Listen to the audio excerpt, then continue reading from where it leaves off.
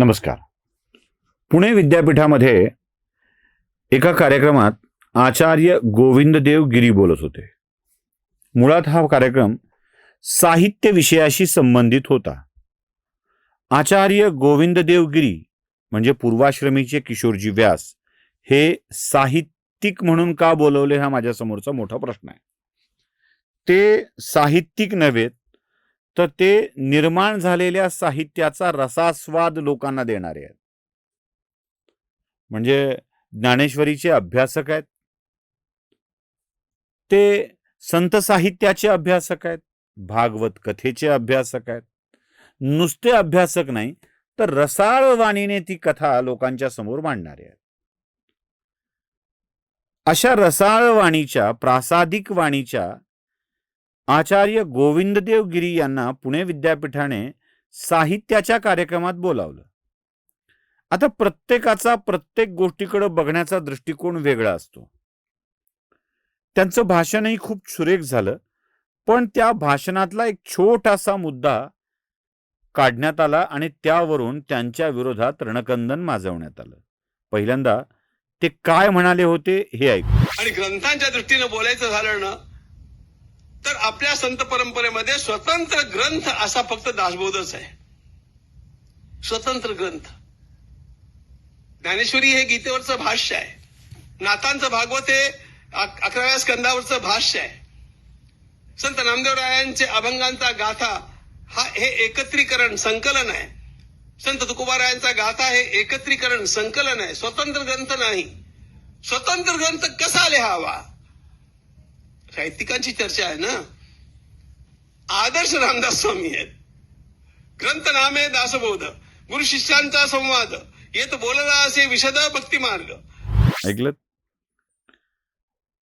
दासबोध हा समर्थांचा स्वतंत्र ग्रंथ आहे. साहित्य म्हणून तो कसा असावा याचा आदर्श नमुना आहे, असं त्यांचं वाक्य. त्यांनी पुढे हेही स्पष्ट केलं की ज्ञानेश्वरी ही गीतेवरचं भाष्य आहे, स्वतंत्र ग्रंथ रचना नाही, असं ते म्हणाले. खरं तर ज्ञानेश्वरीला ते सर्वात श्रेष्ठ ग्रंथ मानतात त्यांच्या आयुष्यात. एकनाथी भागवत हे 11व्या स्कंधावरचं भाष्य आहे. ज्ञानेश्वरी आणि एकनाथी भागवत हे दोनचा संदर्भ दिलाय. गाथा नामदेवांची आणि गाथा तुकारामांची हे वेगवेगळ्या अभंगांचं संकलन आहे. म्हणून स्वतंत्र ग्रंथ म्हणून मला दासबोध हा साहित्य कशी मांडणी असावी याचा उत्तम उदाहरण वाटतं, असं ते म्हणाले. अर्थात स्वतंत्र ग्रंथांचा विचार करायचा झाला तर माऊलींच्याच अमृतानुभव या ग्रंथांचा विचार त्या अंगाने करावा लागेल. म्हणजे ते भाष्य नाही, संकलन नाही, तर अमृतानुभव हा एक स्वतंत्र ग्रंथ आहे. या स्वरूपामध्ये वेदांचं काय, बाकीच्यांचं काय, हा सगळा विषय चर्चेला येईल. पण मुळात हा मुद्दा असा वाद उपलब्ध करावा असा नव्हता. ते साहित्यिक नव्हेत, ते रसास्वाद घेणारे आणि देणारे आहेत, ते भक्त आहेत, ते योगी आहेत, ते साधू पुरुष आहेत, ते संन्यासी आहेत. पण आचार्य किशोरजी व्यास रामदासांच्या विषयात बोलतात आणि त्याला श्रेष्ठ म्हणतात. श्रेष्ठ म्हणाले नाहीत, मग ठोका.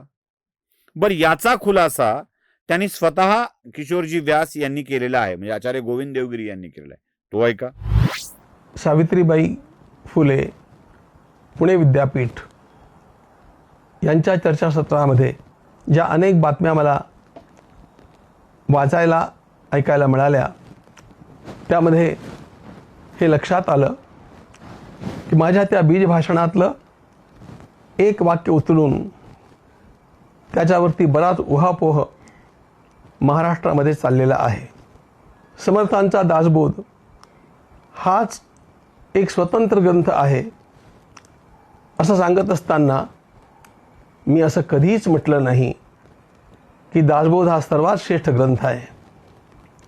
माझ्या संपूर्ण जीवनामध्ये मी ज्ञानेश्वरीपेक्षा श्रेष्ठ कशालाही मानलेलं नाही.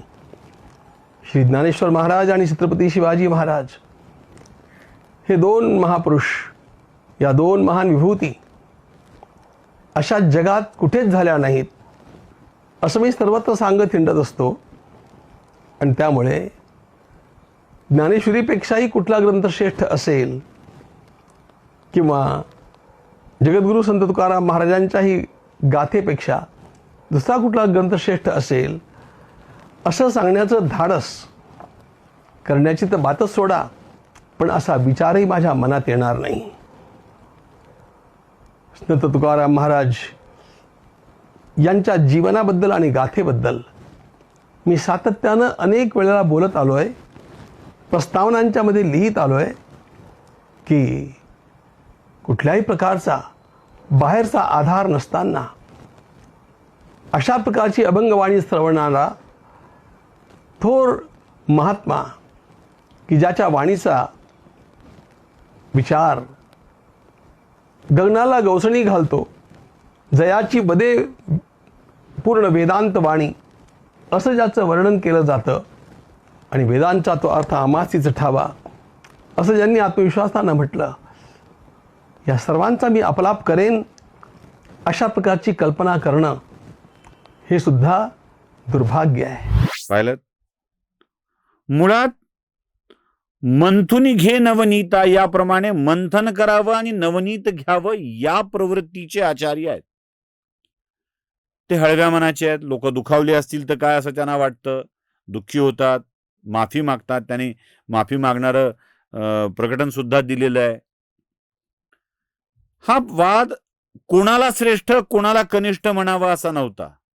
फक्त ब्राह्मण गोविंद देवगिरी ब्राह्मण रामदासाच्या कथेला किंवा ग्रंथाला उच्च कोटीचा म्हणतात याची सल होती, म्हणून ठोकण्यासाठीची संधी बघितली गेली.